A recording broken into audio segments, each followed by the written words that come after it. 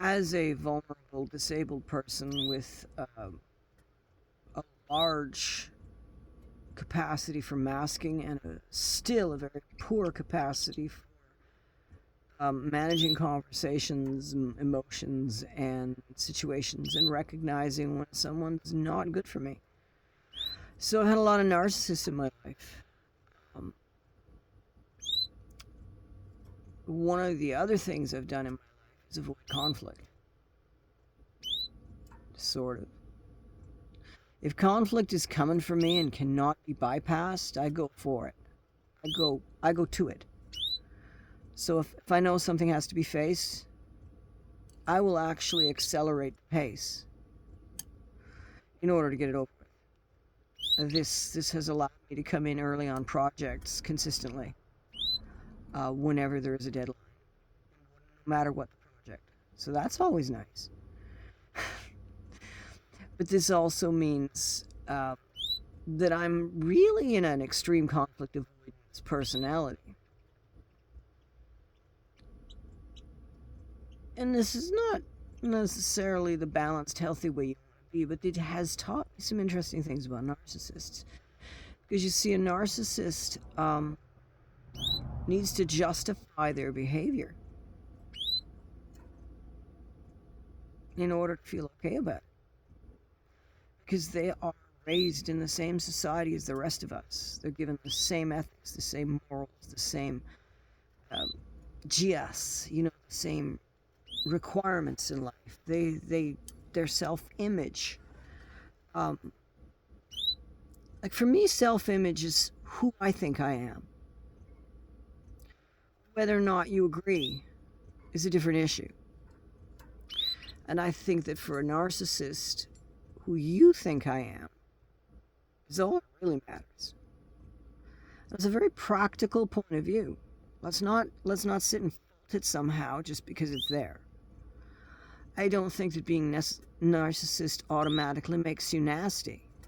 I think it's just easier to be nasty when you're a narcissist. And easier to do it too often. And one of the ways they do that is by pointing out flaws. And they'll make those up for you. That's a really common one.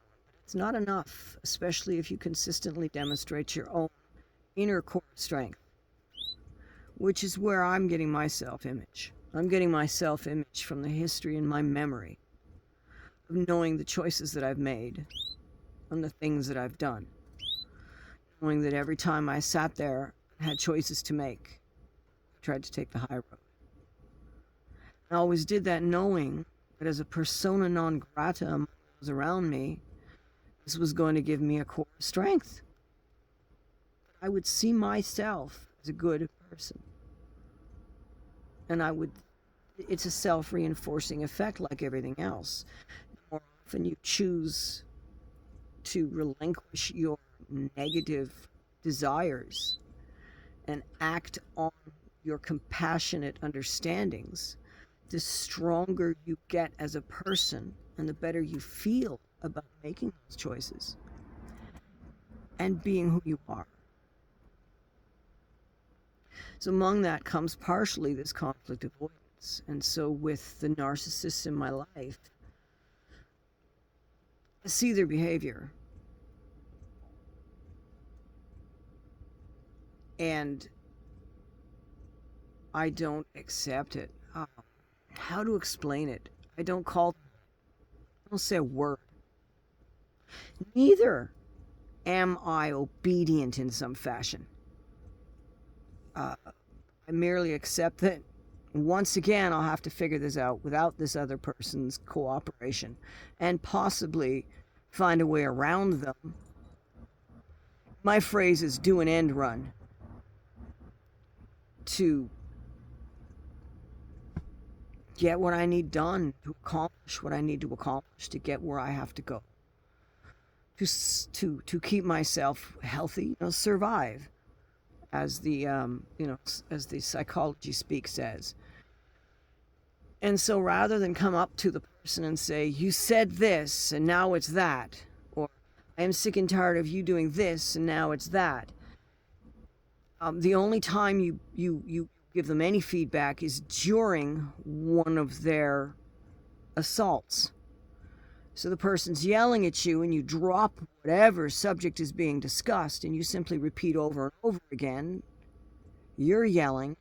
You need to stop yelling. I'm not going to have a conversation with the person who's yelling at me." It's non-confrontational. And then you don't come back to it later unless that person calls it up. And you stay non-confrontational. Because when you do not ask them to explain themselves, defend themselves, justify themselves, you also do not ask them to think very deeply about reasons why you deserve this behavior. It's not like they don't know they're doing it. It's calculated. How can you calculate without being aware of what you're doing?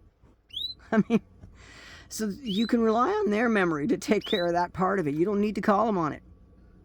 What does happen because of this is you remain consistently true to your character. I have remained consistently true to my character as formed during my maturity. By the age of 25, my character was pretty well locked in. And it was a character built on the premise of feeling okay about myself no matter what anyone else had to say. This turns out to have been one of the best premises you could possibly use to guide yourself through life. Should I? Shouldn't I? How am I going to feel about it in 10 years? Given who I am and how the world behaves around me. It's been working for me. I don't have to spend a lot of time justifying my behavior. I don't have to feel guilty. I don't have to feel shame. And when I choose to carry myself with confidence and pride, it feels authentic. And when I speak with a feeling of authority, it feels authentic and sincere. And I trust my own sincerity. And so I don't feel any fear when I am offering myself to people around me, because I know that I'm offering a good person. Now, here's what is not happening for a narcissist in this relationship. I'm not triggering them at all. I'm not fully neglecting them because this is gray rock. So you understand, this is a form of, there's no contact, and no contact is when you ghost somebody. This is something you're going to do for that person who suddenly lost their temper at you when you were just having a nice little conversation out in the neighborhood. But when it's your next of kin, legally speaking, when it's your blood kin, whether or not you're laying them down on documents, you do need to maintain some level of connection. It matters. It depends on how toxic the relationship is and how capable you are of gray rocking it. Understood. And it changes over time. And you know something, it's fine, because when you're in a relationship with narcissists, no news is good news.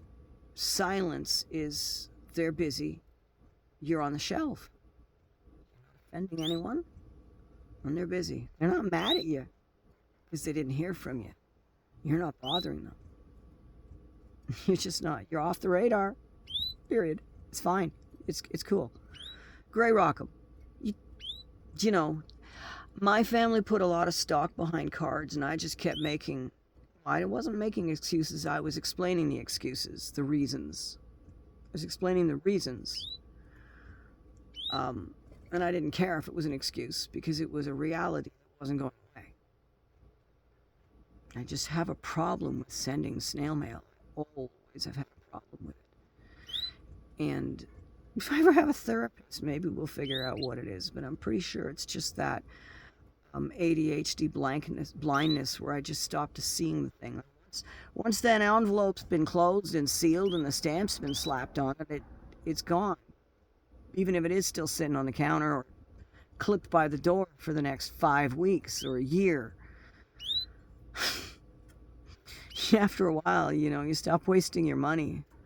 It's just insulting when it shows up a year late or whatever, or half a year late. You just don't. It's not okay to send it in February when it's supposed to come in November. You're going to take the flack either way, so save yourself the trouble and just don't do it. I also have no awareness of time. Now, where was I? Back to gray rocking. It actually plays into gray rocking because I established a certain level of inattentiveness as part of my nature, and that they gotta understand it wasn't deliberate or a message. It was never meant to be a communication, but it did actually protect me a lot because instinctively I did have an understanding that my family were not healthy for me. And so over the years, though, I have reconnected and I have learned it's hard to hate a person who stays true to their core and doesn't yank your chain and doesn't rise to the occasion, doesn't take the bait, doesn't stop treating you with dignity and respect, actually communicates periodically in what way you're doing them harm. Calm, matter-of-fact tone. These factors all together, I think they're going to help protect me as time passes. I wouldn't say I've done all of that all along. Of course not.